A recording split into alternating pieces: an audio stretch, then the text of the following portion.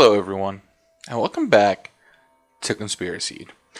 Today, we're going to be venturing into the heart of my home state, the Utah desert. A place that's so vast and unforgiving, it feels like it could swallow you whole. We're going to be unraveling a mystery that's as heartbreaking as it is shocking: the disappearance of a man named Dylan Rounds. This isn't just the story about a young man vanishing into thin air. It's a tale of Dylan's ambition, trust, and a betrayal that was so cold it sent shivers through the tight-knit community. If you're new here, hit that subscribe button, because this case, well, let's just say it's going to grip you from start to finish. So let's dive into the story of 19-year-old Dylan Rounds, a farmer whose dreams were cut short in the most unimaginable way. Nothing like being subscribed to Conspiraseed on YouTube. Nothing like it. It's spring of the year 2022, and Dylan Rounds is a young man with a fire in his soul. At just 19, well, most people are trying to figure out college and what classes they're going to take or chasing jobs. Dylan is in Lucin, Utah, pouring his heart into a 20-acre plot of land that he bought with his grandfather. Lucin isn't exactly what you would call a bustling metropolis. It's a speck on the map, a remote, unincorporated stretch of high desert near the Idaho border. It's about an hour away from where I live. Cell phone service? Forget about it. Neighbors? You might have one within a couple miles. This is a place where the horizon stretches endlessly, where the wind carries secrets, and where the silence can feel louder than any city noise. But for Dylan, the desolate patch of sagebrush and sand was his canvas, his future, his everything. Dylan wasn't your average teenager. His mother, Candace, described him as a force of nature, hardworking, responsible, and focused on turning that barren land into his own thriving farm. He wasn't out partying or chasing fleeting thrills. No, he was hauling grain, clearing brush, fixing equipment, and dreaming of crops that would one day feed families. Friends and family always said that he was the kind of person who thought 10 steps ahead, always planning, always building. He'd drive his big 10-wheeler grain truck with pride, knowing that every bolt and gear was part of his own vision. To him, the land wasn't just dirt, it was his legacy. And in a world that often feels so chaotic, there's something almost poetic about a young man who's so grounded and tied to the earth. But in May 2022, this dream turned into a nightmare. The question that haunts everyone who hears this story is simple and yet terrifying. What happened to Dylan Rounds? How did a young man with so much promise vanish without a trace? And how did someone the community trusted, a neighbor who seemed to have all the answers, become the key to unraveling one of the most devastating cases in recent memory? May 28th, 2022, a Saturday that seemed ordinary at the time, but would soon become a day etched into the hearts of Dylan's loved ones. That morning, Dylan called his grandmother, Shauna, a woman who he was close to, someone he checked in with regularly. It was a routine conversation, the kind that you don't think twice about. He mentioned that he was moving his grain truck to a shed to protect it from a storm rolling in. The Utah desert might seem calm, but when a storm hits, it's relentless. Wind whipping through the canyons, rain turning dry earth to mud.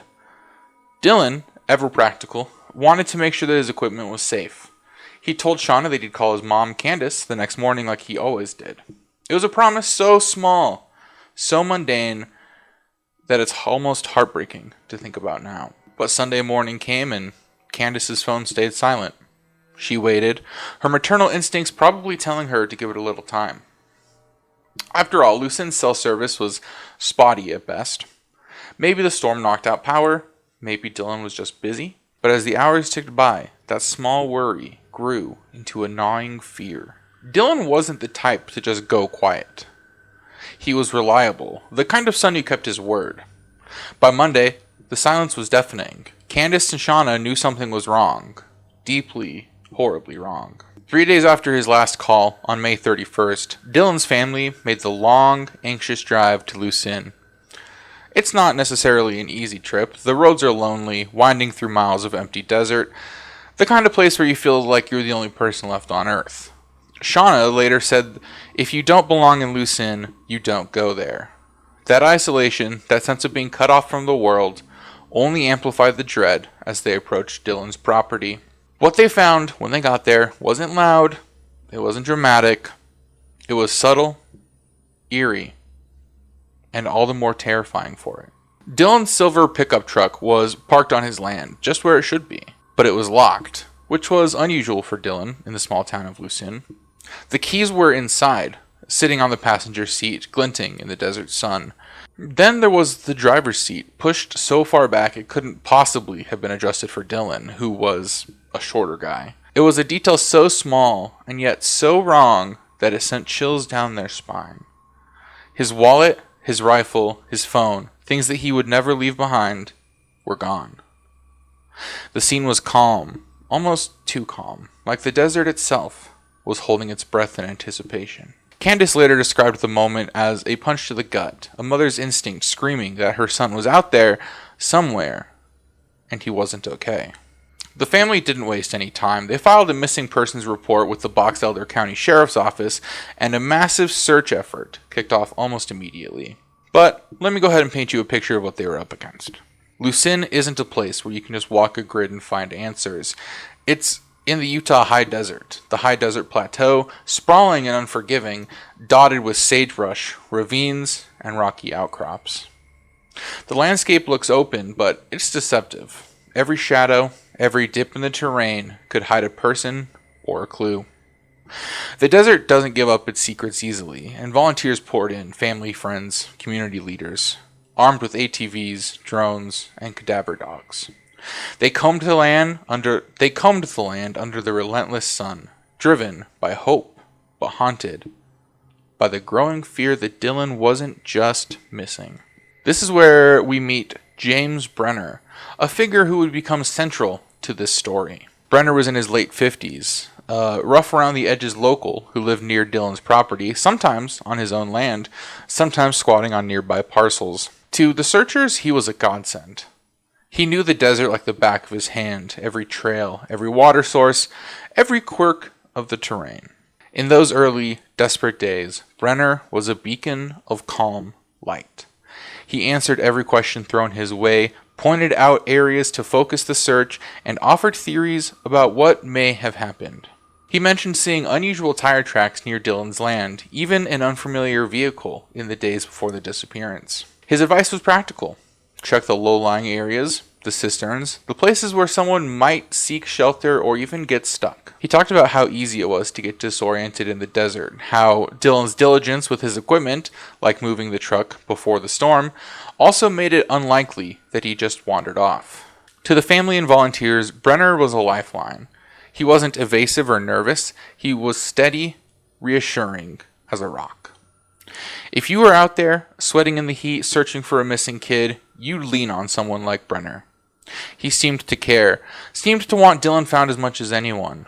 But as we'll see, appearances in the desert can be as deceptive as the landscape itself. Weeks passed, and the search yielded nothing but frustration. The desert was unrelenting, swallowing every effort to find Dylan. Volunteers described an eerie tension in the air, like the land itself was watching, waiting, beating.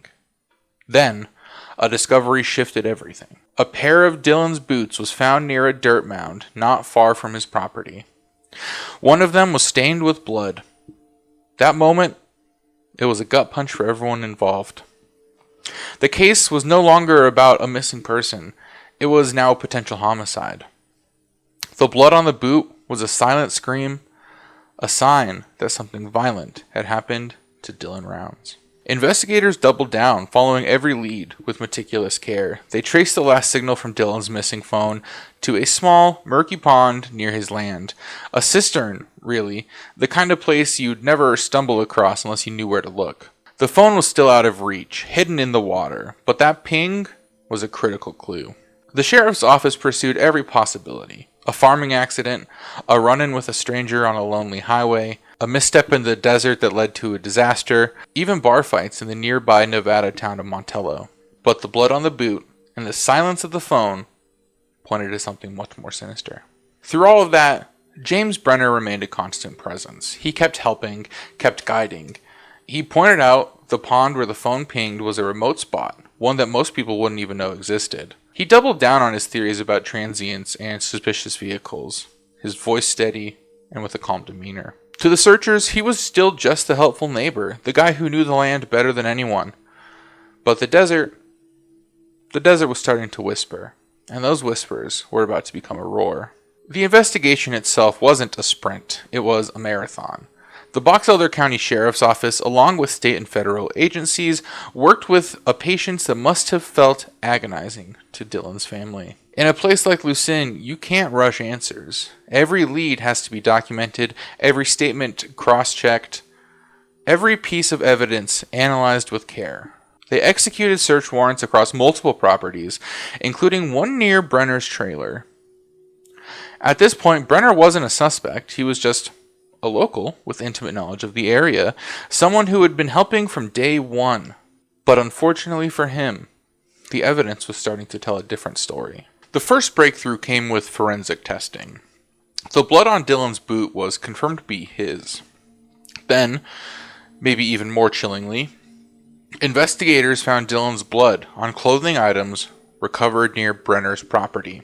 This wasn't just a coincidence, it was a direct link. The narrative of the helpful neighbor started to crack. But the real bombshell came when they finally pulled Dylan's phone from that murky pond.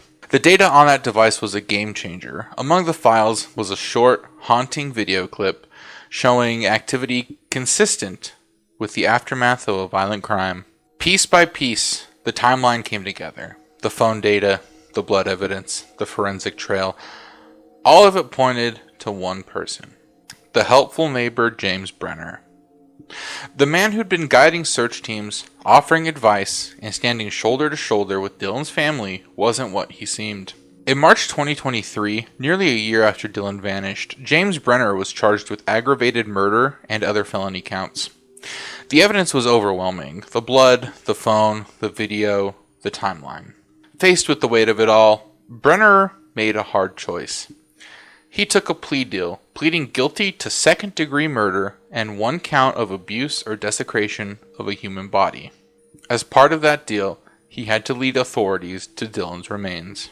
In April of 2023, Brenner walked investigators to a remote corner of the Box Elder County desert, a place as desolate as it was haunting. There, nearly a year after Dylan was last seen, his remains were recovered. The moment was both a relief and a devastation for Dylan's family. Brenner was sentenced to an indeterminate term of up to 30 years in prison, with consecutive sentences to ensure accountability for his crimes. The case of Dylan Rounds is a story that cuts deep. It's about a young man with a dream so big it could fill the desert, a family that never stopped fighting for him, and a community that learned the hard way that danger can hide behind the most helpful facades. Lucin's isolation amplified the tragedy, making it feel like the desert itself was complicit in keeping Dylan's fate a secret. But it's also a testament to the tenacity of those who refuse to give up. Law enforcement, volunteers, and a family driven by love and justice. Dylan's family has kept his farm going, tending to land he poured his heart into. They've made sure his story isn't forgotten, sharing his ambition, his grit, and his love for the earth. For them, the patch of desert isn't just a place, it's Dylan's legacy, a reminder of the life he was building and the future he should have had. The case also raises big questions about trust, especially in small, isolated communities like Lucin. How do you know who's really on your side? How do you spot a wolf in sheep's clothing when everyone feels like family? James Brenner wasn't a stranger looking in the shadows. He was a neighbor, a familiar face, someone who worked with Dylan and someone who seemed to care. His betrayal didn't just take Dylan's life. It shattered the sense of safety that small communities have to rely on. So what does this story mean to you? What does it say about the fragility of trust, the dangers of isolation, or the power of persistence in the face of tragedy? I want to hear your thoughts, so drop them in the comments below. Remember to hit that like button, share it with a friend, and subscribe for more true crime deep dives that uncover the truth behind the headlines. Until next time, keep asking questions, because sometimes the answers are hidden in the places we least expect. Thanks for watching. I'll catch you in the next one.